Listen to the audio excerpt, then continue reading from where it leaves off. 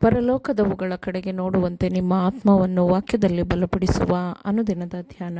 ಇಂದಿನ ಧ್ಯಾನದ ಶೀರ್ಷಿಕೆ, ದೇವರು ತನ್ನ ಮಕ್ಕಳನ್ನು ಹೇಗೆ ನಡೆಸುತ್ತಾನೆ. ಈ ದಿನದ ಸತ್ಯವೇದದ ವಾಕ್ಯ, ಯೆಹೋವನು ನಿನ್ನನ್ನು ಉಪದೇಶಿಸಿ ನಡೆಯಬೇಕಾದ ಮಾರ್ಗವನ್ನು ತಿಳಿಸುವೆನು, ನಿನ್ನನ್ನು ಕಟಾಕ್ಷಿಸಿ ಆಲೋಚನೆ ಹೇಳುವೆನು ಅನ್ನುತ್ತಾನಲ್ಲ. ಕೀರ್ತನೆಗಳು 32ನೇ ಅಧ್ಯಾಯ 8ನೇ ವಚನ. ನನ್ನ ಪ್ರಿಯ ಸಹೋದರನೇ, ನಾನು ನನಗೆ ಸಾಧ್ಯವಾದಷ್ಟು ಖಚಿತವಾಗಿ ಬರೆಯಲು ಸಂತೋಷಪಡುತ್ತೇನೆ.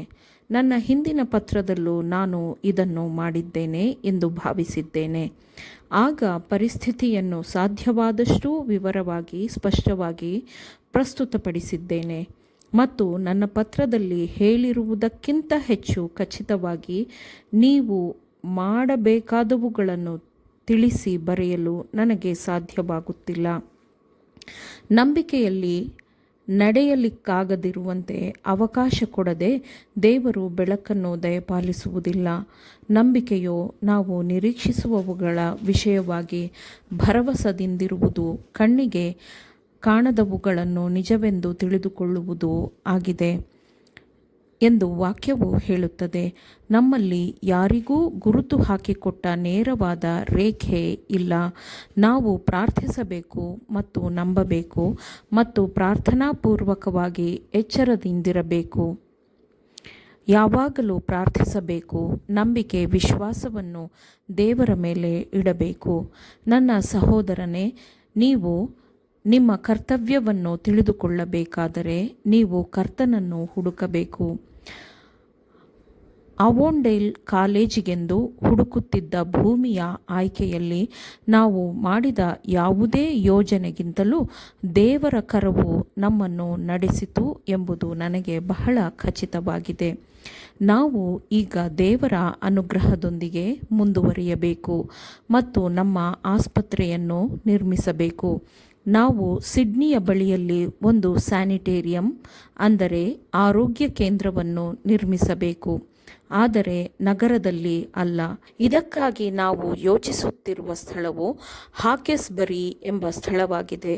ನಾವು ಒಂದು ದೊಡ್ಡ ಸಂಸ್ಥೆಯನ್ನು ಹೊಂದಲು ಯೋಚಿಸುವುದಿಲ್ಲ, ಆದರೆ ಹಾಕೆಸ್ಬರಿಯಂತಹ ಸ್ಥಳದಲ್ಲಿ ಸರಳವಾದ ಸೂಕ್ತವಾದ ಕಟ್ಟಡವನ್ನು ಕಟ್ಟಲು ಯೋಚಿಸುತ್ತಿದ್ದೇವೆ. ನಂತರ ನಾವು ಸಿಡ್ನಿ, ನ್ಯೂ ಕ್ಯಾಸಲ್ ಮತ್ತು ಇತರ ಸ್ಥಳಗಳಲ್ಲಿ ಶಾಖೆಗಳನ್ನು ಸ್ಥಾಪಿಸಬಹುದು. ಈ ರೀತಿಯಾಗಿ ತಾನೇ ನಾವು ಕೆಲಸ ಮಾಡಬೇಕು ಎಂದು ಕರ್ತನು ಬಯಸುತ್ತಾನೆ. ನಾವು ಒಂದೇ ಸ್ಥಳದಲ್ಲಿ ಬ್ಯಾಟಲ್ ಕ್ರೀಕ್ನಲ್ಲಿರುವಂತೆ ದೊಡ್ಡ ಕೇಂದ್ರವನ್ನು ನಿರ್ಮಿಸಬೇಕು ಎಂದು ದೇವರು ಬಯಸುವುದಿಲ್ಲ. ವಿಶಾಲವಾದ ಪ್ರದೇಶಗಳಿಗೂ ವಿಸ್ತರಿಸುವುದು ನಮ್ಮ ಕೆಲಸವಾಗಿದೆ. ನಾವು ನಿಧಾನವಾಗಿ, ದೃಢವಾಗಿ, ಖಚಿತವಾಗಿ ಮುಂದುವರಿಯಬೇಕು.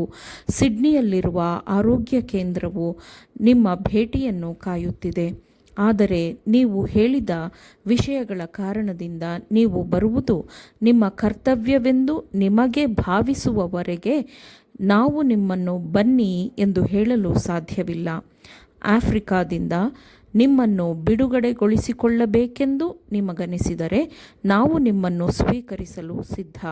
ಕರ್ತನು ನಮ್ಮ ಪ್ರಾರ್ಥನೆಯನ್ನು ಕೇಳಲು ಸಿದ್ಧನಾಗಿದ್ದಾನೆ ಮತ್ತು ಆತನು ತನ್ನದೇ ಆದ ಯೋಜನೆಯ ರೀತಿ ಕೆಲಸ ಮಾಡಲು ನಾವು ಅನುಮತಿಸುತ್ತೇವೆ.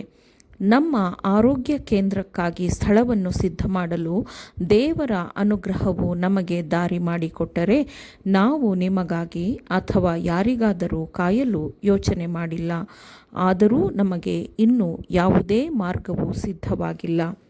ಈ ಉದ್ದೇಶಕ್ಕಾಗಿ ಡಾಕ್ಟರ್ ಕೆಲಾಗ್ ಅವರು $5,000 ಸಂಗ್ರಹಿಸಲು ನಾನು ಅವರಿಗೆ ಒಪ್ಪಿಗೆ ಕೊಟ್ಟರೆ ಅವರು ಅದನ್ನು ಸಂಗ್ರಹಿಸುತ್ತಾರೆ ಎಂದು ನಿಮಗೆ ಅವರು ಪತ್ರ ಬರೆದಿದ್ದಾರೆ ಎಂದು ನೀವು ಹೇಳುತ್ತೀರಿ.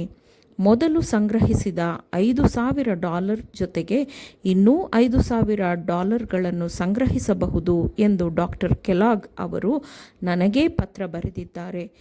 ಇದನ್ನು ಮಾಡಿ ಎಂದು ನಾನು ಯಾಕೆ ಹೇಳುತ್ತಿಲ್ಲ? ಯಾವುದೇ ವ್ಯಕ್ತಿ ಏನು ಮಾಡಬೇಕು ಅಥವಾ ಏನು ಮಾಡಬಾರದು ಎಂದು ಹೇಳಲು ನನಗೆ ಅನುಮತಿ ಇಲ್ಲ.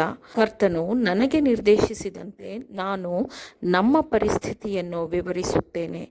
ಆದರೆ ಮುಂದೆ ಹೋಗಲು ನನಗೆ ಯಾವುದೇ ಸ್ವಾತಂತ್ರ್ಯವಿಲ್ಲ. ಆಮೇನ್.